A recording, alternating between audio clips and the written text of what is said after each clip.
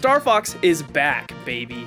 It might be the year of the fox, even though the zodiac tells you otherwise. Star Fox was a nobody. More people knew him from Super Smash Bros. Than his own game. And now he's on the big screen in the Mario Galaxy movie. Nintendo just threw him in there. Why? I don't know. Miyamoto made him. That's why I think Miyamoto's just like, I like this guy. I made him. I'm gonna put him in my movie. So many people asked me, who the heck is this Star Fox guy? Like people in my family and stuff who knew I knew about video games. Is he in a Mario game? I don't think I've played the one with Star Fox in it. And then I had to explain to them that Star Fox is just like another game made by Miyamoto. They made a few of them. Now, Star Fox on Super Nintendo is kind of an interesting one, because it's a game so good that they're remaking it for the 4th time. Star Fox 26, as I'm dubbing it, was just announced by Nintendo, like, I don't know, maybe a month ago. And it is another remake of Star Fox 64. Now, how similar Star Fox 26 is what I'm gonna be calling it, instead of Star Fox or Star Fox 1 or Star Fox Switch 2 or Star Fox 65, whatever we're gonna call it. These games probably aren't really that similar. You know, in the same way Mario keeps remaking itself. I mean, every Mario game starts with plains, desert, mountains, and you fight Bowser, right? Star Fox is a little different though, because it's a rail shooter and they said they're not really changing the stage geometry. So, I guess we are just remaking Star Fox again. But Star Fox 1, original Star Fox on Super Nintendo, and Star Fox 26 probably have very little in common outside of the name and Star Fox. So today in this video, we're going to be talking about Star Fox on the Super Nintendo. But before we go there, I'm going to introduce you to the syllabus of this video. Number 1, what is a Star Fox? Number 2, why Star Fox? Number 3, Star Fox on Super Nintendo. And number 4, Star Fox: Legacy. Good luck. Number 1, what is a Star Fox? So recently I've been seeing people getting mad that Star Fox is just all remakes, right? Star Fox Oops, all remakes, which is kinda true. You take Star Fox 1, you start at Corneria, you end in Venom, you kill Andross, you find out about Daddy. In Star Fox 64, you start in Corneria, end in Venom, kill Andross, find out about Daddy. In Star Fox 64 3D, well, it's a remake of Star Fox 64, so you know exactly what happens there. Star Fox Zero, start at Corneria, end in Venom, kill Andross, find out about Daddy. See, Star Fox keeps doing this. And now, in Star Fox 26, you start in Corneria, you end in Venom, and you're probably gonna find out about Daddy after you kill Andross. And so, Star Fox keeps doing this loop. But there's really kind of 2 kinds of Star Fox games. There's Star Fox made by Nintendo, and there's Star Fox made by not Nintendo. So let's get into that. So, Star Fox made by Nintendo. Now, the Nintendo-made Star Fox games goes as follows. You have Star Fox 64, Star Fox Command, Star Fox 64 3D, Star Fox 2, and Star Fox 26. Okay, I need to make a quick amendum to this video. Turns out, while I was making it, it's been revealed that Nintendo is not making Star Fox 26. Instead, it's some company called Valiant Studios. So, sorry about that. Those are all the Star Fox games made by Nintendo themselves. Not made by Nintendo go as follows. Star Fox Adventures, which some people might claim ain't ever been a Star Fox game, was made by Rareware. Star Fox Assault was made by Namco and is pretty much an Ace Combat game. And Star Fox Zero was made by Platinum Games. Now, Star Fox Guard, on the other hand, I actually totally forgot about Star Fox Guard until just right now. So, I don't know. Is that even a Star Fox game? It don't even got Star Fox in it. Alright guys, so I'm here to make amendum number 2 to this video. So I looked into Star Fox Zero a little more, and I kind of forgot that it was totally directed by Shigeru Miyamoto. So that one should probably count as a Nintendo developed game, even though Platinum worked on it. And I also looked into Star Fox Guard a little more, and yeah, that one's probably Nintendo too. So the point I was trying to make was that all of the games that are not made by Nintendo seem to be able to get away from the start in Corneria, end in Venom kind of thing. But for whatever reason, the ones developed by Nintendo, they can't get out of that. The other thing I discovered is that Slippy Toad has a dad in Star Fox Guard, and his name's Grippy Toad. Oh no. So it's really that Nintendo themselves, when they make a Star Fox game outside of Star Fox Command and Star Fox 2, which is a weird situation in itself that it, came out in 2017, even though it's a Super Nintendo game, and Nintendo just can't seem to get out of this formula, which, kind of makes sense. This is kind of the MO for Nintendo, right? But the other thing that grinds my gears about Star Fox is just the numbers.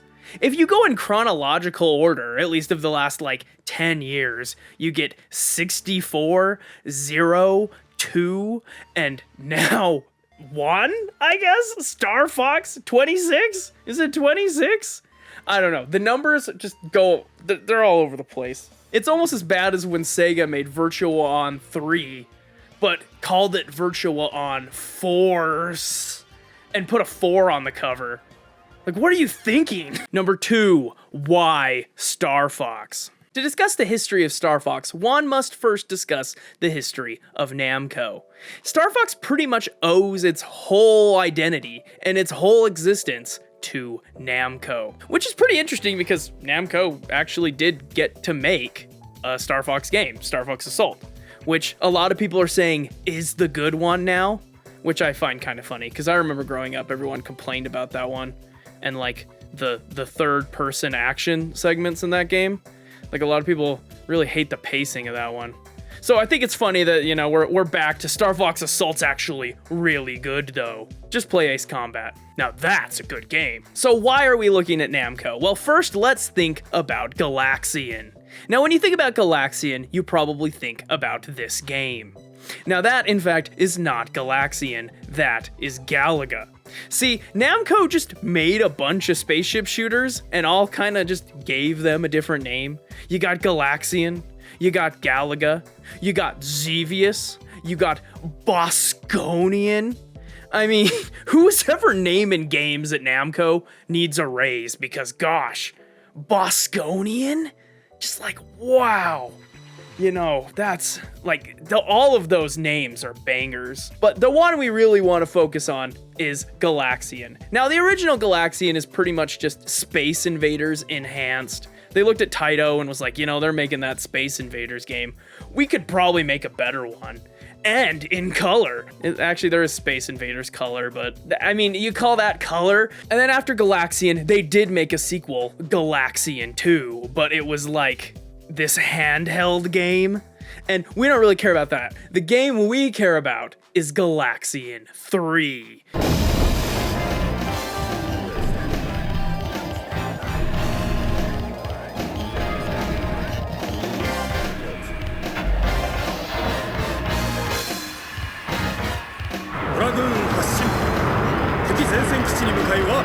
So Galaxian 3 was made for a trade show or some kind of CES kind of show in Japan. It was a big old arcade cabinet utilizing Laserdisc technology. And if you think about the year this came out, 1989, 1990, this would blow your effing mind. You sat in a theater, I think it was 4 players, you had a gun, and it was a rail shooter using 3D polygonal graphics.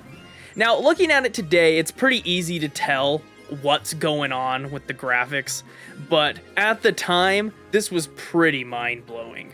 I mean, we're talking full 3D rendered graphics, even though they're pre-rendered. Most of the graphics is not in real time, but some of it is, and it was just a showcase of the future of graphics. Now, the thing that I find interesting about Galaxian 3 is, one, it's probably the most important game you've never heard of, but it's called Galaxian 3 Project Dragoon. And do we got any real gooners in the chat? Do we got any real gooners in the comment? Comment down if you're a big dragooner, if you know what I'm saying, because what sounds like that? Panzer Dragoon. What's Panzer Dragoon? It's a rail shooter like Star Fox. We don't get Panzer Dragoon without Galaxian 3 Project Dragoon. You know what else is Dragoon related? Kirby!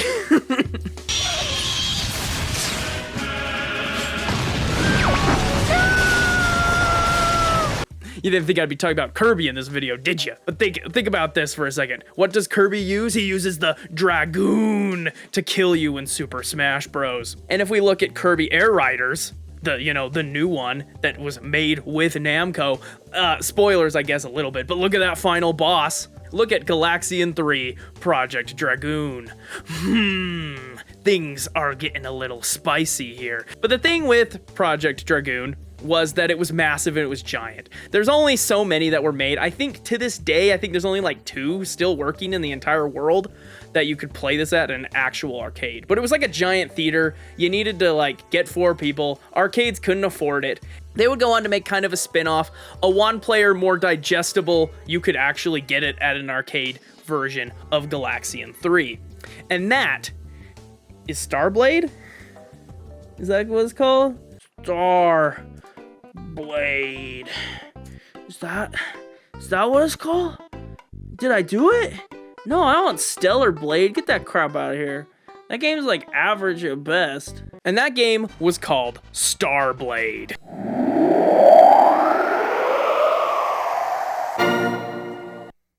Now, Starblade, if you're looking at it, I mean, it's first person, it's very on rails. The difference between these games and Star Fox is you can't control the character because, well, it uses Laserdisc, just pre-rendered graphics, slapped on top of some real-time generated graphics. And so you don't really have much agency in these games. I mean, just look at it. It's freaking Star Fox, yo. Number 3. Condition green. Checklist complete. Prepare for departure.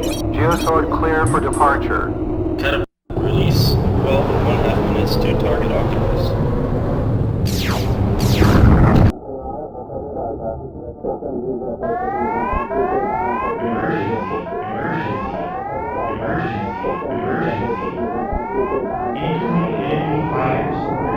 So Nintendo pretty much took everything that Namco did and then put it on the Super Nintendo and made it better. Which, you know, if you think about it, that's pretty much Nintendo's MO. Just taking something else somebody did, putting a bunch of budget on it, and calling it a day. I mean, they estimate that the budget for Star Fox on Super Nintendo was like $15 million. 15 million? Number 3, Star Fox on Super Nintendo. So now that brings us to Star Fox the game on Super Nintendo. Now, Star Fox came out in 1993 on Super Nintendo. In fact, early 1993. It's like February or March. And if you think about games that are around that time, especially on game consoles, even on much more powerful game consoles, the Super Nintendo was actually kinda killing it. The first time I played Star Fox on Super Nintendo, I remember thinking, this is probably gonna suck. I remember thinking, this is one of the first 3D games. The frame rate is like 15 FPS. This game's probably not gonna be that great. But oh boy, was I surprised. Star Fox on Super Nintendo is actually still pretty good. The first time I played Star Fox on Super Nintendo was probably like 4-5 years ago, so it's not like I really grew up with it. I had played the other Star Foxes, but I'd never gone in to the Super Nintendo Star Fox. And the first thing you're gonna get hit with is just taste. Those folks at Nintendo had some taste. The vibe of Star Fox is just immaculate. You turn it on, you get hit with that brrr, brrr. Yeah, that's what it's, I mean, that's what it sounds like.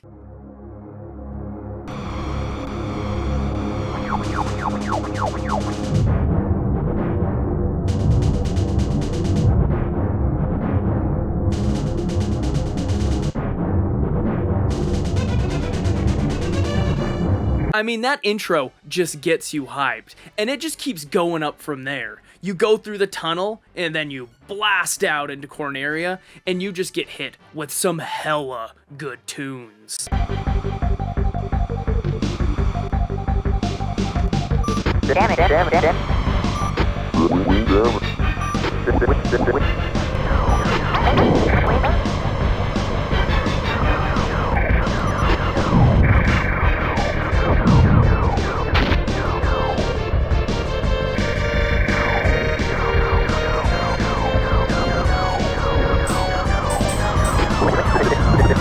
Now, if we're being real, the polygons are pretty crude. The graphics aren't that great. The resolution is very low. The frame rate is very bad. But somehow, with those constraints in mind, they made a pretty responsive game. Like, even though it's a lot, it is literally 15 frames per second most of the time, and can definitely go into like 10 to 8 frames per second. The game is pretty responsive, all things considered. I think if you make a game with low frame rate in mind, I don't think it's as noticeable as a game that just was trying to achieve something and just couldn't do it. So if you take a game like, I don't know, the most recent Resident Evil, and you throw it on the Switch too, right? That just runs with an unlocked frame rate. That game's supposed to hit 60, but it just almost never does on the Switch. And it kind of feels like poop. But Star Fox was never meant to hit anything really higher than 15. There are mods you can put on to make it run faster, but it almost feels wrong to me. It almost feels wrong. I played it. Here's some footage. I think this might be a mod that I was messing around with that had some extra stuff, but like there's Star Fox on Super Nintendo running at 30 FPS. It just felt weird to me. I don't know. You can also get it to run at 60, but when you do that, it kind of goes into hyperspace mode, and yeah, you're not having a good time in hyperspace mode. But I do think the graphics and the vibes of Star Fox are what make it. There are like actual set pieces and things that happen that just kind of surprise me for like a 1993 3D video game. I mean, just look at this.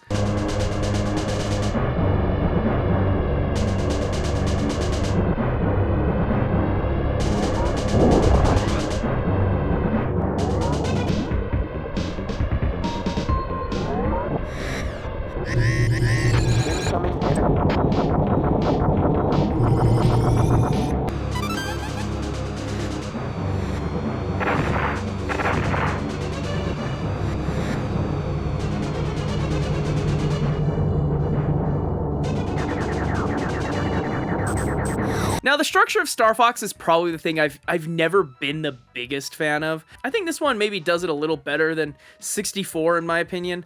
I've never really been the biggest fan of the branching path system in Star Fox 64. This one you have pretty much 3 levels, or 3 zones, or three routes. Routes is the word. You have 3 routes to choose from. You got Route 1, Route 2, and Route 3. Pretty simple. There is a way to move between routes, kinda. I don't really know why you would move routes. I don't really understand the point to that. And if I'm being honest, this is the most brutally honest thing I can say about the original Star Fox, is that Route 1's the only good one. Just play Route 1. Route 2 and Route 3 like have so much SNES bull crap that you're probably going to have a bad time. Like, I couldn't even beat Route 3. Like, I tried. I even cheated. I loaded up a Game Genie and just, like, gave myself infinite health and infinite lives, and I still got stuck. Maybe I'm an idiot, but there's just parts of this that I'm like, I'm not 100% sure what to do, and I gave up and turned the game off, because, I wasn't having fun, and I was like, I don't have to beat this for this video. Because, this is my opinion. This is my video. You can't tell me what to do. Some of the coolest vibes and the coolest levels are definitely in the other paths that you don't see. Like, some weird abstract crap's happening on the Super Nintendo and some of those other routes. If you just kind of go into Star Fox, on Super Nintendo, play the first route, and have a good time. It's like 30 minutes, maybe 40 to beat the first route. And that's pretty much the game right there. I think you'll have a good time. Surprisingly, it wants you to be in first person a lot in that route, but If you hit the select button, you don't have to play it in first person almost ever. So that's kind of neat. I mean, how many Super Nintendo games do you know let you change the camera angle? But there is one last thing I want to talk about when it comes to Star Fox on Super Nintendo, and that is the weird ending. Now, if you do a bunch of random crap, and by random crap I mean you take Route 2 and you go to the asteroid field, you blow up this weird looking guy, go through a ring, and then, I don't know, I'll show it on screen, I can't really remember.